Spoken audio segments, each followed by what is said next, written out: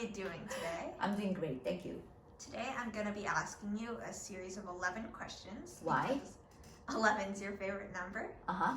That you can answer about your relationship with my dad. Is it a special day for today? It's because it's almost the anniversary of when you two met. All right. Okay. Starting off straightforward, how did you two meet? So every year, the end of the July, there is a pre-Caribbeana concert happening in Toronto. So one of my friend called me up saying, hey, I have few tickets for a steel band concert for pre-Caribbeana concert. Do you wanna come? I said, sure.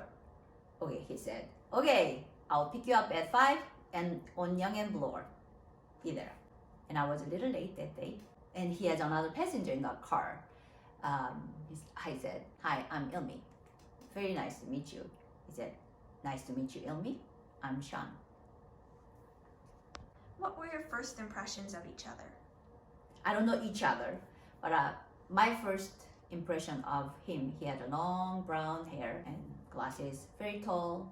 I didn't think I have somebody waiting for me, so I didn't put too much thought, but I thought that he was a very nice guy. The audience doesn't know this, but you two moved in together after only 1 week of knowing each other, which is wild. Do you have any doubts about becoming roommates so early? No. We were planning to go visit his parents, their cottage. So he rent a car and he asked me, hey, while we have a car, why don't you move in? I said, what a great idea. So that's how all went. How long after knowing each other did you two start dating, and who asked who and how?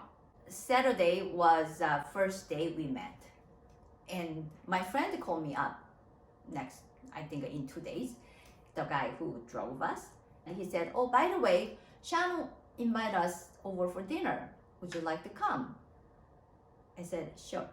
So I went to his condo with my friend, and we talked and my friend said he had to go. And I said, oh, really? Okay. He went. He didn't even have a dinner. So Sean said, okay, are you hungry? Would you like some dinner? I'm very good at making omelet. And he didn't have ingredients. We had to go grocery shopping to get a few stuff. And in my head, there was always dream of me being with somebody. If I have somebody, I like to hold the hand while we are doing grocery shopping. So that's what he did. We hold the hand and pick up a few things, and then we came home. He made up this omelet, and we drank a couple of bottles of wine. And I can totally see from his eyes, I really like this girl.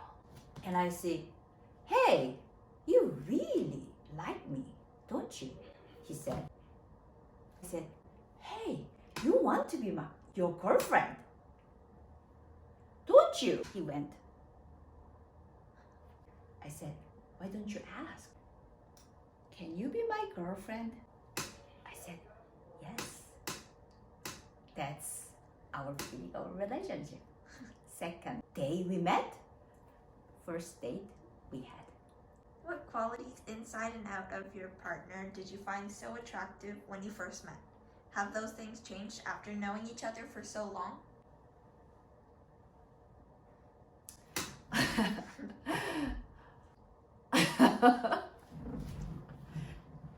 I don't know about each other. So he is very gentle, he's very driven, and he's a very nice, warm-hearted guy.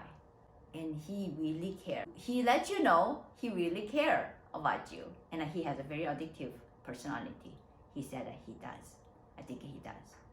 He has a few things like chocolate and sugar and the food he likes, and I can tell he's addicted. He has these addictive personalities. So if he addicted to me, then definitely he's gonna stick around. That was my first few days of impression, and he is still nice, warm, gentle guy, warm-hearted, big heart. How long after dating did you get engaged, and how did he decide to propose? So we met in the end of the July, and he was planning to propose to me in New Year's Eve. I didn't know. So we went to a medieval times. That's a theater kind of restaurant kind of thing, and you eat like a medieval people. You eat with the hands, you drink like a king and princess. You watch the people riding a horse. And that night was a special dinner, so there was a bottomless wine night. And I was so drunk. He couldn't propose to me that day. So that was it. Next month or so, in mid-January, I was taking a shower at night, and he said, "Hey, come out." And I went out, and he down on one knee, and he proposed. I said, "Yes!" How long were you engaged for? We were engaged for 7 months. Was your wedding everything like you imagined when you were a kid? No, not at all. I was born in Korea and raised in Korea, and in Korean culture, wedding is not like this. Everybody comes to wedding. You can customize, not very much. We worked. I cannot even say we worked. It's because Sean mostly worked, make it happen. Every single steps we made it into customize our thing. So it was fun and warm. Bit of a wacky, very small wedding. Till these days, I think our wedding was pretty fun. As the audience doesn't know, you initially actually didn't want to have children. How did you finally come around? In my opinion, I still do have this opinion. If you are not material to become a parent, you shouldn't have children. I didn't think I'm in that category, I can be good mother material. I like to have a party. I didn't want to sacrifice any fun time for somebody, little creatures. I didn't want it. So I was still taking a birth control pill. And one day, Sean was so mad. And he said, if you were telling me that you didn't want to be a mother or parent, I would have considered marry you. That he was that serious. He wanted to be a dad. He wanted to be a good daddy. And I said, okay, look. And last pill, I'm gonna throw it away. Dumped the pill, and it took a long time to get pregnant with you. It's because I had old eggs. Did anything change about your relationship after you had kids? Yes, you had to be stronger. You had to have a little bit of a voice for your children. And right from the get-go, you're tired, you're hungry, kid didn't care. You have to provide food, and you have to get them out to fresh air. Basically, you have to just keep putting one step in front of another, even though you are a zombie. It's a training to become a stronger person, no whining. You gotta just do it, mentality. Yes, definitely change it. And for the last question, what are some things like objects, foods, or inside jokes that immediately remind you of my dad? Lobster bisque. He loves lobster bisque. So on special days like birthdays and our wedding days, wedding anniversary, because we had a lobster bisque and a lobster for our wedding, he had to have lobster bisque. And inside the joke, he's still kind of guy who is, what's red goes up and down. That still cracks me up.